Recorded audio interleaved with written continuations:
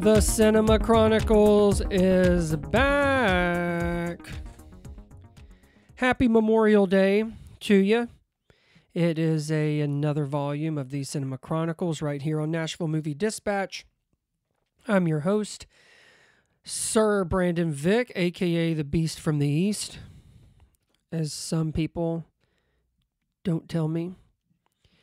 Let's see, what am I? I'm a human being.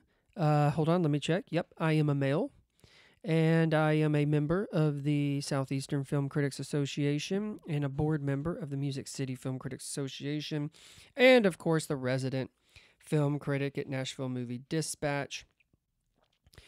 As I said, it's Memorial Day, so most of you are probably out and about. I can smell the barbecue already. I can feel that nice, cold pool water going up and down my chest, in my legs. And it's finally, it's the season where you can show a lot more thigh. And I think it's still okay to show a little bit of scrotum. So I'm sure everybody's pretty pumped. I've got three very, very different movies, which is, as you guys know, how I like it here. But before we do, my God, May really has flown by. It's shocking that we're in the last week of May. And I do want to say, as of this recording, there's a couple movies I'll be missing. Obviously, there's the Mission Impossible, The Final Reckoning, and Lilo and Stitch. But be on the lookout for on Wednesday. I believe it's my first Vick's Flick special edition of 2025, but I will have one on the new and maybe last Mission Impossible with Tom Cruise.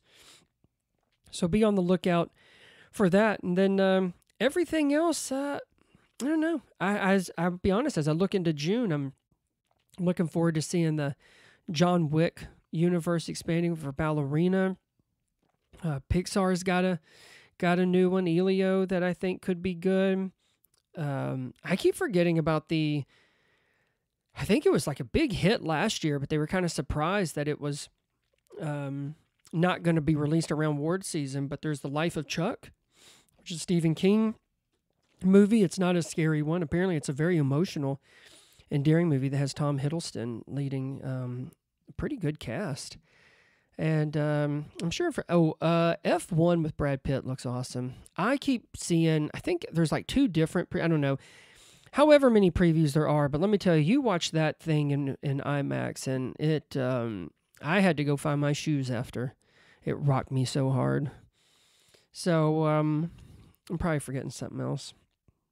But yeah, we're in summer blockbuster season, folks, which on NashvilleMovieDispatch.substack.com, we do a pretty good rundown of the summer blockbuster season and a movie probably most of you haven't heard of called The Surfer starring Nicolas Cage.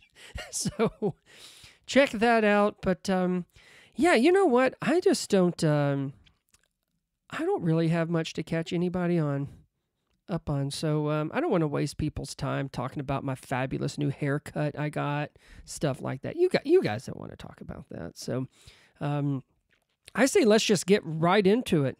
Let's get right into what many are calling MCU's best movie of all time as of this time. Next.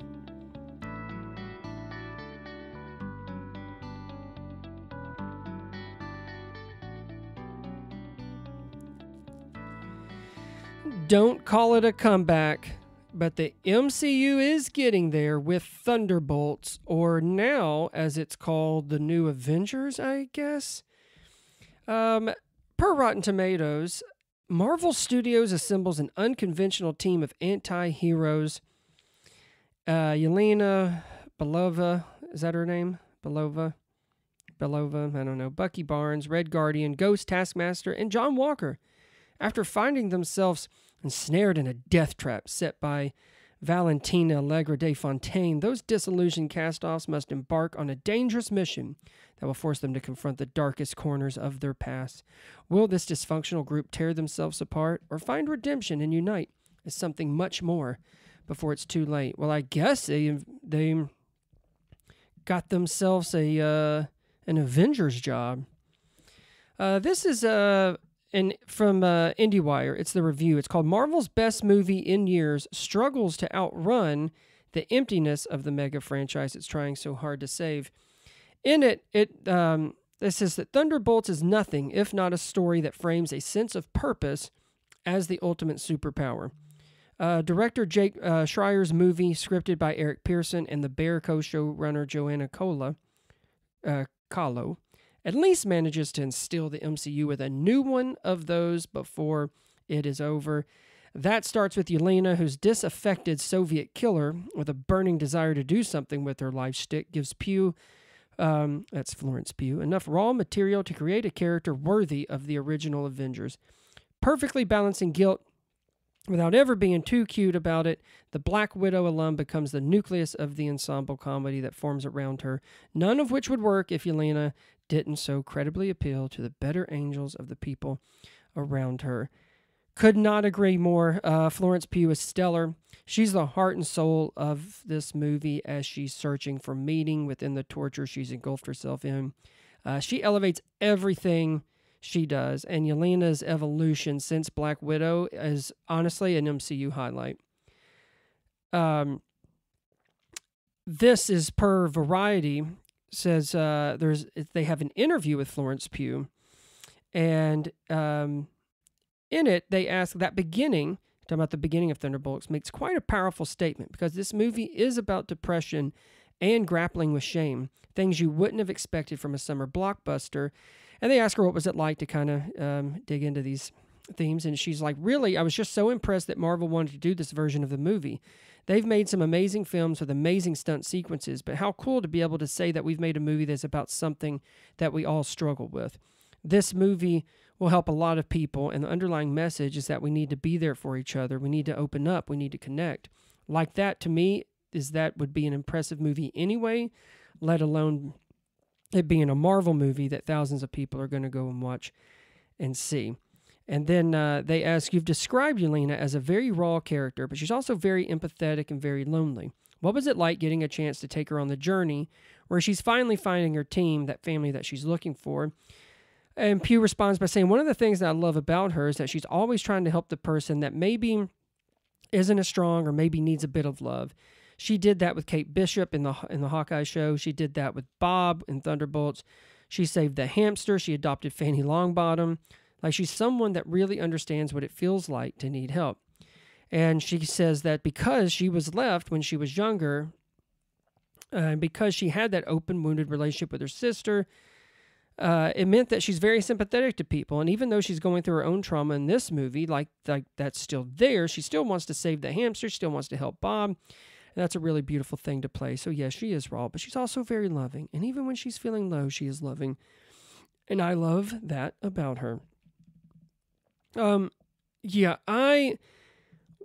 Pugh really is, like I said, the heart and soul. And I really liked that interview because it really kind of embodies of exactly what Yelena's role has become. I remember thinking it was cool when Pugh joined MCU and, showed up in Black Widow, but that character has come such a long way. And even going back to that IndieWire review about her basically being, it's almost like she fits right in and could be a part of that original Avengers, or the character that's worthy of the original Avengers. So I really liked what Pugh has done with this character, and I agree. The fact that Marvel kind of went in this direction and told this kind of story that also, falls along with some of the other stuff that is cool about the MCU movies, but also that's probably what people gripe about in MCU movies. But again, I think with the interview, it really does kind of flesh out what Yelena has really become and what she stands for. And then in that IndieWire review, just going back to that for a minute, I really think that I really like that if it's not a story that frames a sense of purpose as the ultimate superpower, which I which I'm totally on board with. Besides Pugh, coming in at a close second for MVP is newcomer Lewis Pullman. He plays Bob/Sentry. He really pulls off being just an ordinary dude so damn well. And for people that don't know, that is Bill Pullman's son. But Pullman, what he does with Bob is truly is exceptional. And what Bob, the character, is truly capable of is extraordinary and dangerous. His reveal, Sentry's reveal, he's got the blonde hair and like the shiny suit, and he's going back and forth against the Thunderbolts. That's one of the coolest scenes in the entire movie. There's David Harbour. There's Red Guardian. I mean he's funny. He's also very energetic. I feel like that's what he brings a lot of that to Thunderbolts. He also has a great scene with Yelena about why she wanted to be the goalie for her Pee Wee soccer team, which, in case if you don't know by now, that's where the Thunderbolts name came from. And speaking of that, there is this Variety interview I'm going to go back to because they say, they ask her, it's beautiful to watch, talking about Yelena, her realize that her pain is not the right answer. Then you and David have a heart-tugging scene where Yelena breaks down. Don't ask me why I'm asking myself that during this part. Breaks down over all of her regrets. So they ask her, what did you make of that when you read it on the page, and what did you want to explore with that father-daughter relationship? And this shocked me. It wasn't there on the page. There was a version of it, and it was fine, Pugh says, but it didn't allow us to shout about the important things. In the original script, there wasn't anything to do with Natasha. It was all about them just finding each other annoying, and that was just something that David and I were so adamant about. Like, we cannot have these characters discuss the elephant in the room. We can't have these two people, pretend as if the last however many years didn't happen. They have to shout at each other. That's what they're angry about. They haven't communicated with each other. They haven't been in each other's lives. And grief sometimes does that. Grief is a painful, embarrassing, and horrible hole that you get stuck in. They are flawed, and they need a moment to just fucking shout at each other and tell each other they love each other. So we were very passionate about that, and Jake was so excited that we were, and we just went through versions of what we wanted to say to each other. Then on that day when we got to do it, she said, I love working with David. He's so big and he's so loud and emotional. Both of those characters are such impressive personalities that it was really, really cool to be able to have a fight. Basically, they just need to have a cuddle. So the fact that there was a version of it, but it sounds like it was not what we saw on screen. So thank God that they got it changed and worked on it and made it what it was, because it's probably the best scene maybe in the whole movie. Sebastian Stan, I feel like he sort of has become the MCU Terminator, but he's reliably fantastic. He's really kind of taken leadership of these movies, and I feel like his presence in these movies, and he was in Brave New World as well, and he co-stars in this one, but I think he's really kind of put himself up front of the pack. So he does. He's fantastic. Wyatt Russell, you know what? He's growing on me, and it's nice to get to know more about Walker and having his personality come out. Julia Louis-Dreyfus as Valentina, she's fine. I kind of still saw her as a rather weak villain that has waves of interest as the movie goes on. I do think a lot of help comes from Geraldine Viswanathan. I'm sure that's right. Her role as Valentino's assistant does definitely help Dreyfus's role, but and the assistant, she is struggling with her loyalty to her, and that kind of strums up some good dialogue, and I think it does try to make Valentina a little have a little more depth to her. Again, I don't think the way Dreyfuss plays it isn't good. I just think she's kind of popped up and trying to kind of do this a little, I think, for Thunderbolts, where she kind of, in some ways, is, I guess, your stereotypical villain, but obviously Bob is the big one there, or more importantly, what Bob kind of manifests into.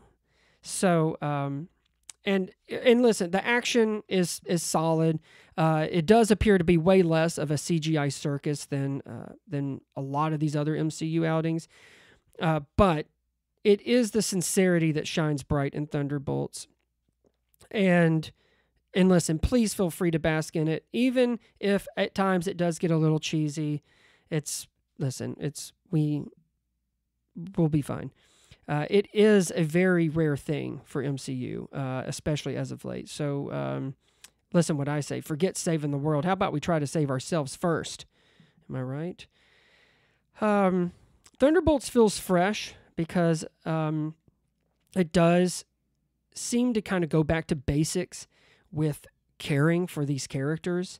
There is, I think, we haven't seen this in a long time where the emotional depth tries to take center stage, and it's a difference maker.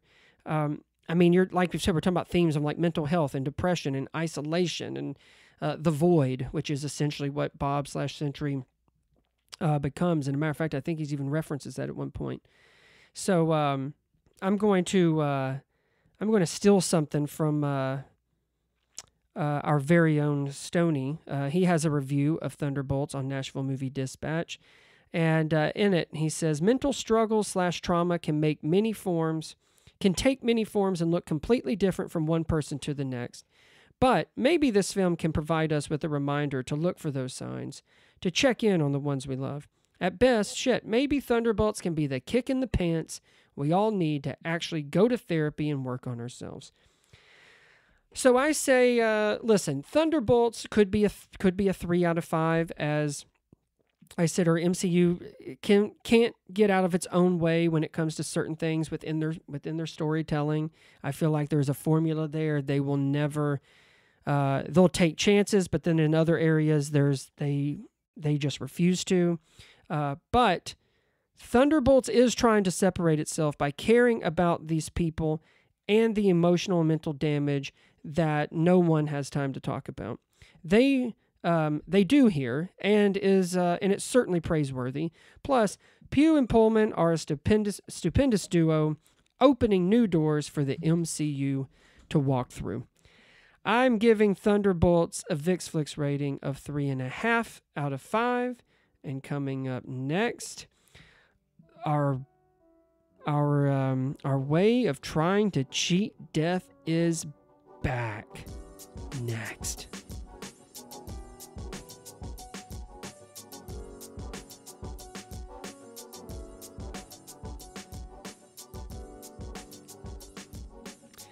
Final Destination Bloodlines. It is... Let's go to Rotten Tomatoes real quick. So Final Destination Bloodlines, the newest chapter in New Line Cinema's bloody successful franchise, takes audiences back to the very beginning of death's twisted sense of justice. Plagued by a violent recurring nightmare, college student Stephanie heads home to track down the one person who might be able to break the cycle and save her family from the grisly demise that inevitably awaits them all. So nearly 15 years has passed since the last Final Destination, which may explain why the reaction has been so praiseworthy. I mean, I think over 130 reviews, and it's 93% fresh on Rotten Tomatoes. I certainly think fans have missed it, and even if it is Bloodlines in many ways, just the same old, it feels invigorating because it ultimately entertains like the other couple of movies of the franchise did. I do applaud director Zach Lipovsky and Adam Stein and the writers for changing up the formula with the Bloodlines plot that essentially becomes an origin story in a way, showing us the one premonition that basically started it all. The opening scene is quite incredible. It takes place at a high-rise restaurant that appeared to be at least 1,000 feet in the air. No, thank you.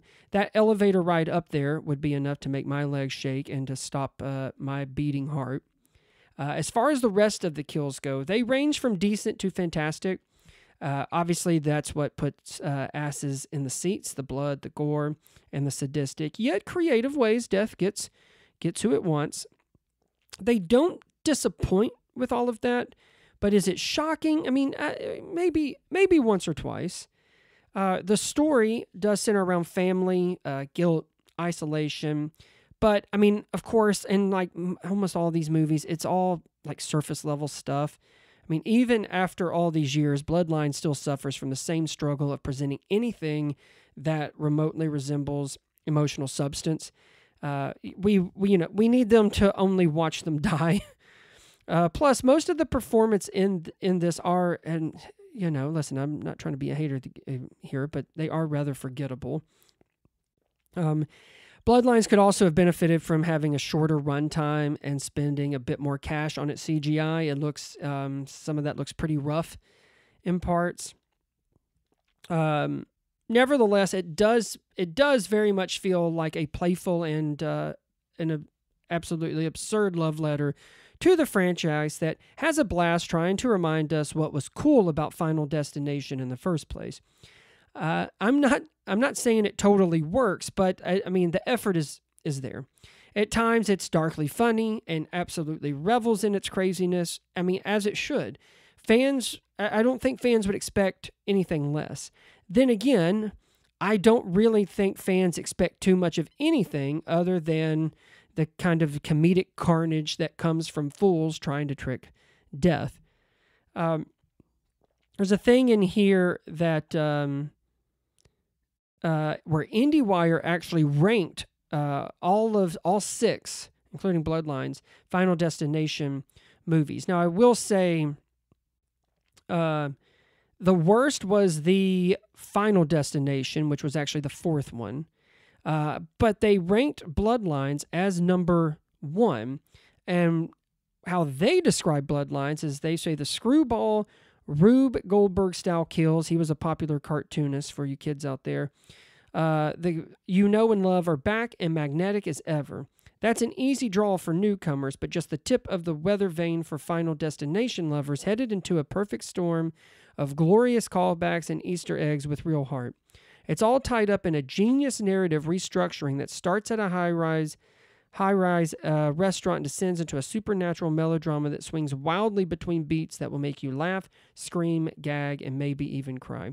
So I'm unfortunately not fully on board with all of that. However, I will say while Bloodlines I don't think should be number 1, I 100% agree that the Final Destination is the worst. I did a review way back when, and in it I put, because this was when like 3D was the thing, and so it was, I mean, I think it was even marked as just Final Destination 3D, but I put, and I feel so sorry for the people who did not want to pay for it in 3D and saw it in regular 2D. It has to be terrifying. Not the movie, just the experience of watching it. God, I was so funny. By now, after 6 Final Destination movies, I think it's become clear that we really should get rid of the penny. It's the true evil that lurks in the darkness of our pockets and purses. And Tony Todd, Candyman himself, who died last November, has quite a poignant last scene. It is quoted saying, "I intend to enjoy the time I have left, and I suggest you do the same. Life is precious. Enjoy every single second. You never know when. Good luck." Per Deadline, those lines, that was completely unscripted, and Tony Todd, they say that it was just him speaking directly to the fans. And funny enough, this is probably the most veracious thing ever said in this franchise. So there's that. Listen, it's fun for what it is. I don't really think it is, it kind of, I don't think it's really taken everything that we've seen before and made it so, and is really kind of, yes, it expands on it and it gets a little more creative, but I don't think it really kind of changes anything about the franchise, especially in its storytelling. But obviously there are the kills, and listen, that's what it's known for, that's what it's going to do, and that's what it's best at. It gets a VIX Flix rating of 2.5 out of 5. And coming up next, a comedy about friendship that I think in reality would be the furthest thing from funny. Next.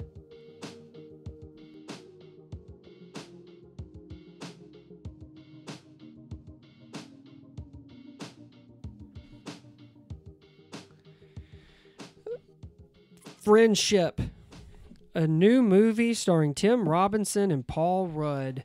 Per Rotten Tomatoes, suburban dad Craig falls hard for his charismatic new neighbor as Craig's attempts to make an adult male friend threaten to ruin both of their lives. So I'm going to do something a little different. I'm actually, here in just a sec, going to invite Stoney in on this conversation because we actually both saw it with another good friend of ours. And so I felt like this was a good time for us to kind of share our thoughts about it. But first, per IndieWire, they talk about with writer-director Andrew DeYoung, who this is actually his debut feature. He was telling IndieWire that he was inspired to do this film because he had his own brush with a male companionship that wasn't gelling. He's quoted as saying, "It was less of an established friendship and more of a wanting," he told IndieWire. "I thought there was a friendship blossoming, and that person didn't seem to be as interested as I thought." And I'm like, wow, you see the romance version of it constantly. I've never seen the middle-aged version between two straight men. He's like, that's happening all the time. Men have friendships, and they have issues with their friends, and I know it's most predominantly portrayed in I Love You Man, but what's my version of that that's closer to my reality? And so that's where it started from. So, Stoney, we saw this at Belcourt. We did. On the 100-year birthday of the Belcourt. It was a fantastic evening. Yes, it was. And so I was not that familiar with Tim Robinson. I had heard of him. I had seen clips of his show, I Think You Should Leave. Yeah. So I didn't come in being a Tom Robinson fan, but I put on Letterboxd. I think it's probably the funniest movie I've seen.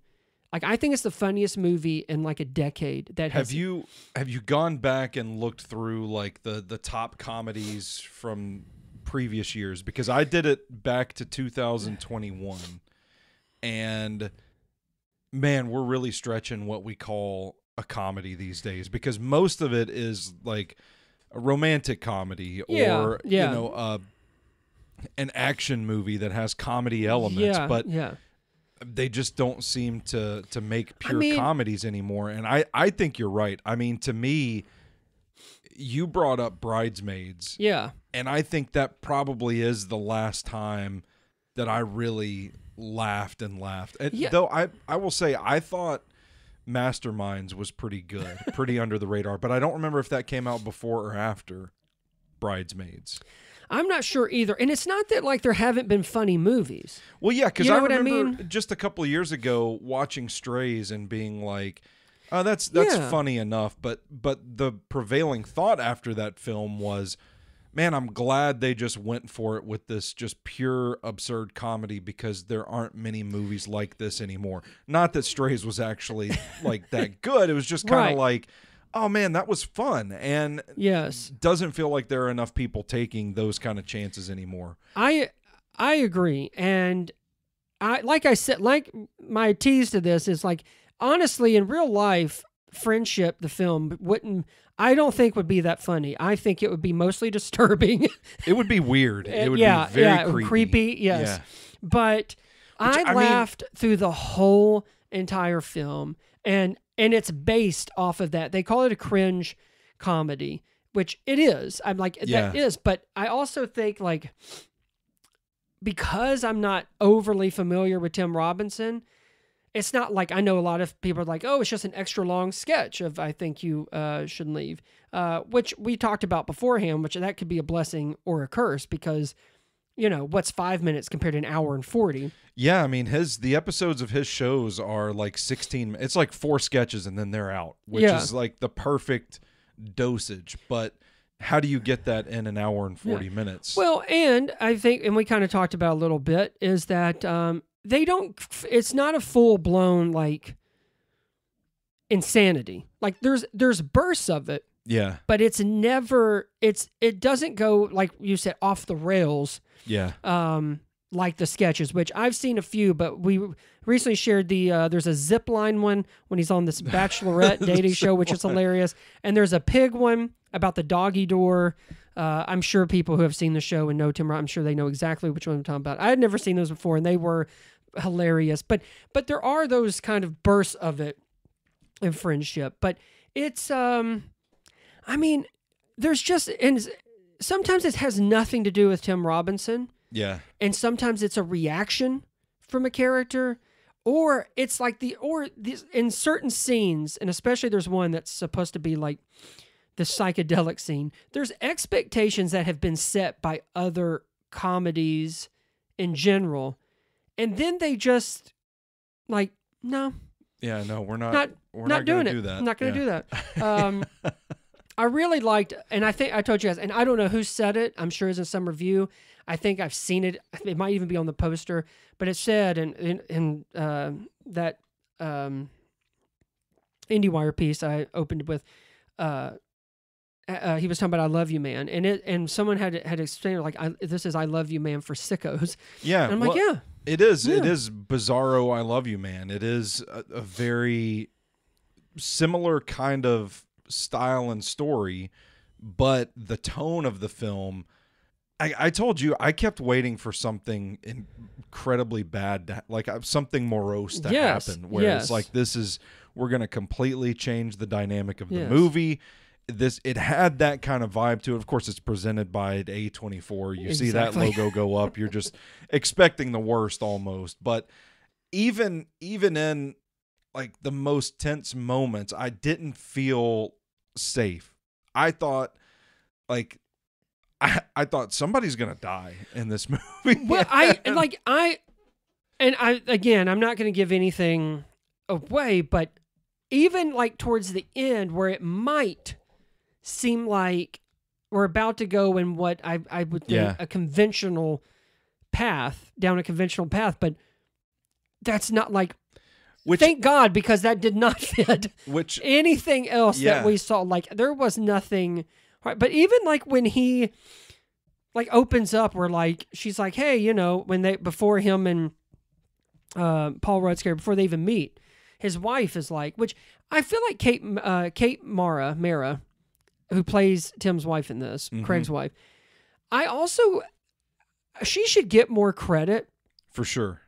I thought she was great in this, but also there's a lot of where like I'm not even sure. Like the whole ex-boyfriend or ex-boyfriend, and like going to his house, like she's kind of suspect too, but we don't ever really dive into it because it kind of feeds into her kind of assumption of Craig being a narcissist, and it's almost like he acts.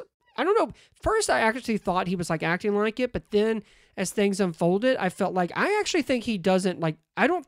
As many times as she mentioned him, and he's like, "Who?" I really don't think he knew. Like I don't think he was. I don't think he was concerned at all about any of that.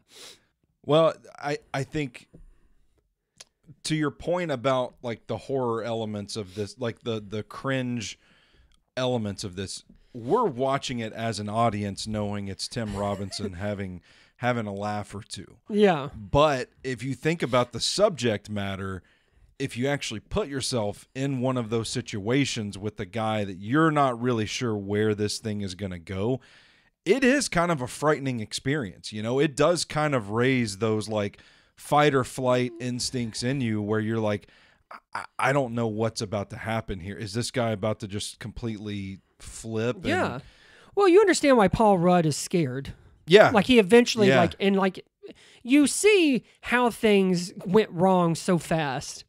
But in my letterbox, I dare to say the funniest movie of the last decade. Oh, it's also quite sad if you think about it, but how can you if you just keep laughing? Yeah. Like, it's funny to us. Mm-hmm. And even we can admit that, yeah, you know, I mean, if he was trying to be my friend and some of the scenarios and things were happening, it's like, yeah, you're probably talking to your wife about how can I let him down gently, yeah, where he won't freak out. And it is funny because, and this is not a spoiler or anything, but it all starts because of Paul Rudd's character's mail keeps getting dropped off at Craig's house. That's what I love. An incredibly mundane real life thing. Yes. We were talking about there were more than a few scenes, but also I think we talked about like with the camera work and the and some of the music that's chosen where it does feel like it's so, and I think this is probably only way that, and I know that the director actually wrote this for him, but didn't tell him until after it was over. And in that same IndieWire piece, it was talking about that Paul Rudd's name came up, and that ended up Paul Rudd wanted to be in it more, and that he kind of has like I think we've heard this before, where he kind of has this. He's like a handsome guy, yeah, but he also is and he's charming, so you can almost kind of see the attraction for someone like Craig, for sure, who wants to be, and not and on top of Paul Rudd playing a TV weatherman, which is better. Yeah, which you clearly see Craig gravitate towards when he finds out. It's like, oh, this guy is so cool. And you're in a rock band too. Yes, which anyway, I do understand that I Love You Man stuff. Like it does. It's just funny how it kind of reminded me of the same way of when I described Hereditary, where you see, like, you could almost have the same, like I said, Hugh Grant's charm has been in all these rom-coms, but if you turn it a different way. Heretic, you mean? Yes. Okay. What did I say? I said Hereditary. Yeah. Oh, Heretic. Mm-hmm. It's like this. I feel like you could either go like the funny bromance way. Yeah. And you kind of have I Love You Man. But then if you turn it a little bit different, it can be really like frightening. Yeah. But I think that's like I think that's the thing that makes Friendship so unique, even in the comedy genre. But I mean, we're talking about it as like a side splitter, and it is. But like we laugh from start to finish. I mean, from the very first scene to the very last. It's I had a headache from laughing. It's very clever with the mundane stuff and the absurd, ridiculous stuff. I mean, that's a fine line to walk. But it is that element of unpredictability that kind of makes it stand out, where you think about it in like the real life context. And it's like I can think back in my own life where there have been a couple of people that I've thought, I can't, if we keep going down this road, I don't feel like something good is going to happen, but we have to be careful how we communicate this to this person. Yes, and it's funny because I think one of the first things we talked about as soon as we walked out the door is like, it is so funny, but the themes of it, and obviously the themes and some of these scenes, is not like, it shouldn't be a comedy. Like, there's so much stuff going on where like this could have turned into a horror movie. And that IndieWire piece I keep referencing, there's a part in it where DeYoung said, it says that he shot Friendship in Yonkers, New York, giving his A24 buddy comedy a wintry, folksy twinge that wouldn't have been possible had he shot it in California, which is where he's from. And DeYoung says that he grew up in Fresno. It was a gift to have to shoot in Yonkers during the dead of winter, because I'm a California boy. It just sounds like pure pain, but it added all these gifts with the coats and the snow. He's like, there's an underlying sadness and grief to it. and the weather really helps set the tone in the place.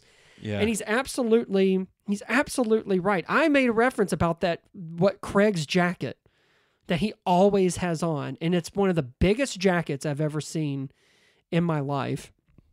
And it talks about where friendship is unusual for a studio adjacent comedy, and that it's kind of riffed with moments of dread, and that cinematographer Andy Radzewski's camera slowly zooming at times like a horror movie. You brought up the coats. Yeah. Because it does add specifically Craig's a bit of a comedic element to it as well. But I do think it's interesting to think of how you're typically portrayed in a coat, like, you know, bundled up, you're vulnerable in the elements, so it is kind of like a layer of extra protection. You think like the guarded sense of people in those. I think that's an interesting metaphor that sounds like turned out because of complete happenstance. Well, and speaking sort of to that is if you notice from the clothes to the houses, the difference. Yeah. Craig is wearing tan, and like there's no pop of color whatsoever. Like his jacket is as plain as it can get. And if you notice, which I mean, the character that Paul Rudd plays is obviously more colorful, but the house he's in, the clothes he wears, and everything, like it really is just two different worlds, and they kind of wear those personalities with it. But you know, so it is about it is about sadness. It is about loneliness. I think it is a part where, you know, these guys are not in high school or college. I think that really speaks to it. I think I Love You Man was probably the only movie you could kind of immediately think of that kind of tried to kind of, again, in a much more mainstream comedic way of how playful it can be, of trying to, like, you know, whether you have kids or whatever else, you kind of just don't have any friends. So how do you make new friends? Yeah. But I also kind of liked where it went into, and again, that I will say from whatever people have seen, like marketing wise, the Rudd Robinson friendship, it doesn't play like I thought it would. And I mean that in a complimentary way. I actually like that it didn't go down certain paths of kind of how you could, you know, take advantage of it or turn it into, like, you know, a thriller of sorts. Yeah. Believe it or not, it does stay rather grounded for the most part. Yeah, and I kept waiting, like, for things to escalate. Yeah, and then even when they do, it's done in such a way of, like, it's a roller coaster ride. Like, it's almost like he's literally saying something, and then it kind of comes down a few notches, only for it to go right back up, or maybe even higher. Yeah. But I like that it's tough to try and get to know someone and be yourself. Sure. And Paul Rudd's character and Robinson's character, they both have that. Like, there's that insecurity that's in all of us, but I love that on both sides, they're still trying to play up who they are. And, you know, whether it's from work or not, or just in personal relationships. But I kind of like that, because I honestly, I didn't see that coming, as far as kind of both of them with their secrets and, like I said, insecurity.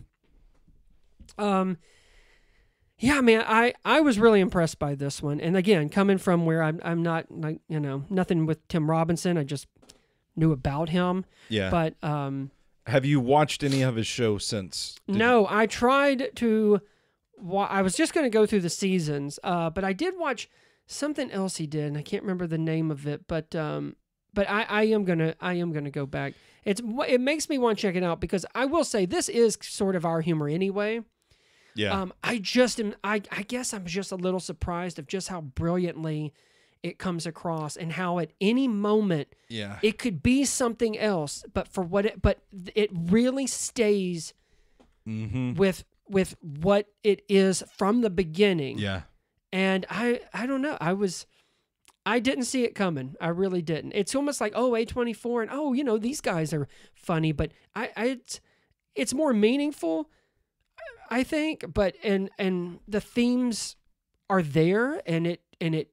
I mean, it can be, you know, anxiety inducing. It can be scary. It can be funny. It can be awkward. It can be creepy. Yeah.